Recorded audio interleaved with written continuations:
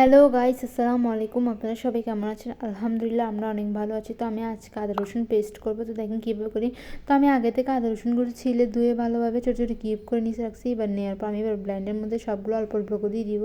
তো কিউব করে রাখা আমি আদা রসুনগুলো এখানে অল্প অল্প করে দিয়ে দিয়েছি। তো দেখতেছি আর আমি সামান্য পরিমাণ পানি দিয়ে দিয়েছি যাতে এগুলো ভালোভাবে ব্লেন্ড হবে, সেজন্য। কারণ এখানে পানি না দিলে ভালোভাবে ব্লেন্ড হবে না। তো এবার আমি ঢাকনা দিয়ে ডেকে রাখছি। ঢাকনা দিয়ে রাখার পর দেন আমি এখানে সুইচ দিয়ে রাখছি ভালোভাবে।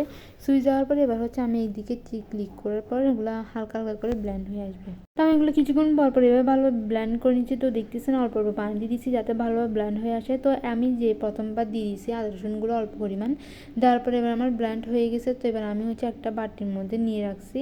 এগুলো আমি সবগুলো একটা বাটির মধ্যে ঢেকে দিয়েছি।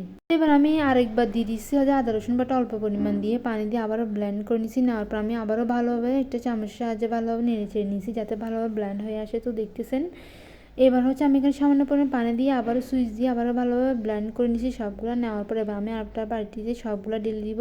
তো এরকম করতে করতে আমার ঝুড়ির মধ্যে যা আদা রসুন ছিল সব কিছু আমি এভাবে ব্লেন্ড করে নিয়েছি। তো অল্প অল্প পরিমাণ পানি দিয়ে আমি সবগুলো ব্লেন্ড করে নিয়েছি। তো মাঝে মধ্যে আমি এরকম ছোটোখাটো কাজ করতে বেশি ভালো লাগে, তাই আমি আপনার সাথে শেয়ার করলাম।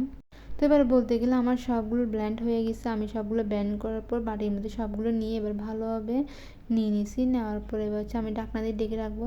তো হয়ে গেছে আমার আদা রসুন ব্লেন্ড। এবার ঢাকনা দিয়ে ডেকে এবার আমি আমার ডিপ ফ্রিজে রেখে দেবো। তো আপনারা কিন্তু সবাই কমেন্ট করে জানাবেন ভিডিওটা কেমন হয়েছে। সবাই ভালো থাকবেন, সুস্থ থাকবেন। আল্লাহ হাফেজ, টাটা, বাই বাই।